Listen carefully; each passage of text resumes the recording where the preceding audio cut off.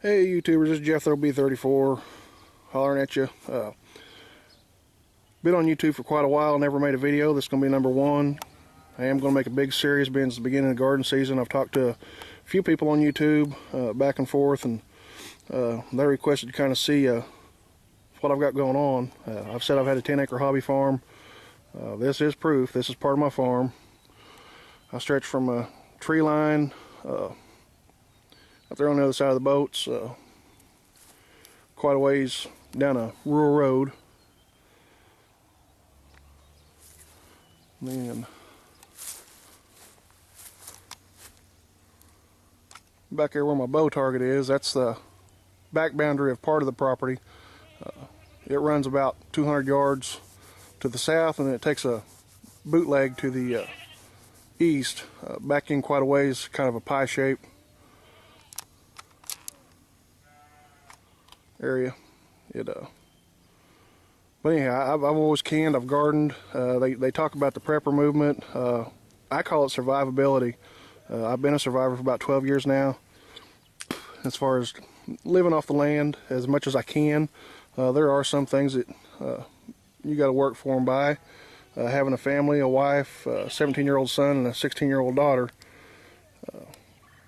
I do work, I do buy quite a bit, but here in a couple of years my kids will both be out of the house. My wife and I both have plans of just going down and working the basic hours we have to, just to pay what little commodities we have to pay for, and pretty much living at home. The area I showed you a second ago, that's my first garden spot. I don't know, we grow pretty much beets, onions, tomatoes, potatoes, carrots, lettuce, radishes, just quite a bit of the regular everyday crop, or what I call everyday over there. This patch right here is actually my corn patch. Last year I had to plant squash, pumpkins, and watermelon, and butternut squash in it. The field back behind, they planted corn in there last year, and I didn't want no cross-pollination, so I just went with all the squash crops and stuff in this one. They actually turned out pretty good out of the drought we had last year. This garden was the best spot I had as far as the highest production. I had so much butternut squash, it was pathetic. The cantaloupe produced, but it didn't have a lot of flavor to it.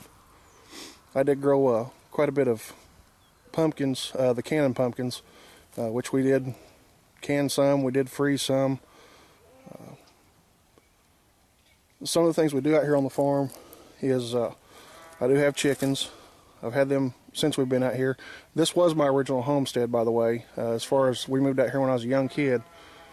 My mom and dad have got on up in years. They moved towards town, and they was going to sell the place, and my wife and I, at the time, we'd already bought one house, but we decided we wanted this, so we moved on over here and sold the other place. And now mom and dad wants to be back out here with us, which they should be.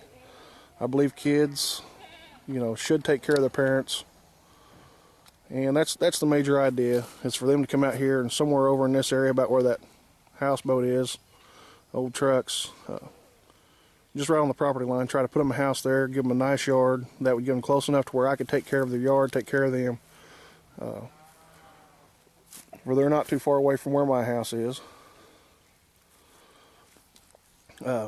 On the chickens, the chicken house I built, I originally built a small house and then put a lean-to on it. What in the world? Need to clip her wings.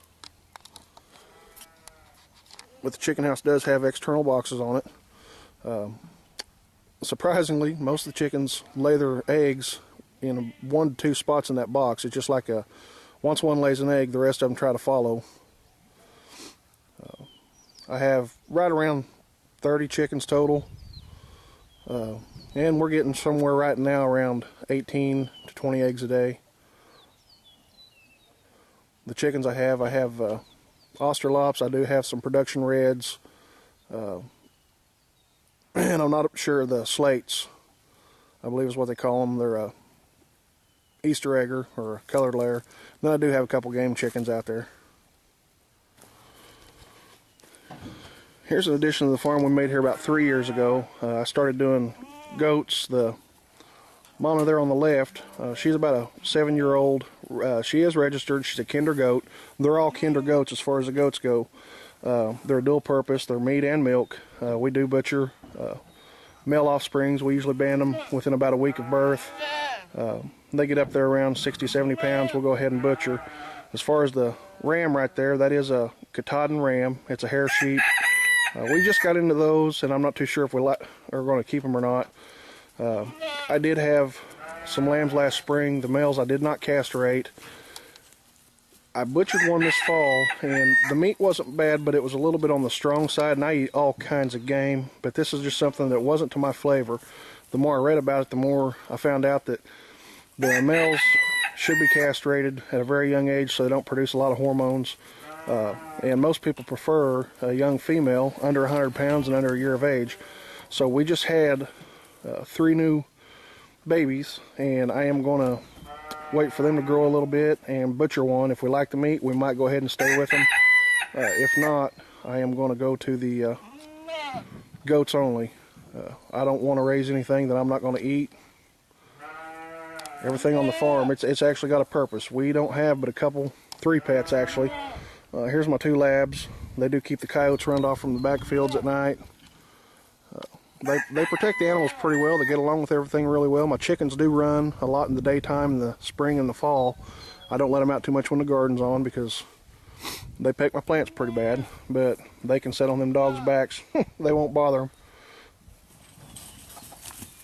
But if they sneak around a bale of hay, the sheep get kind of jumpy. That's Mr. Tuck. A nice way to say hello, buddy.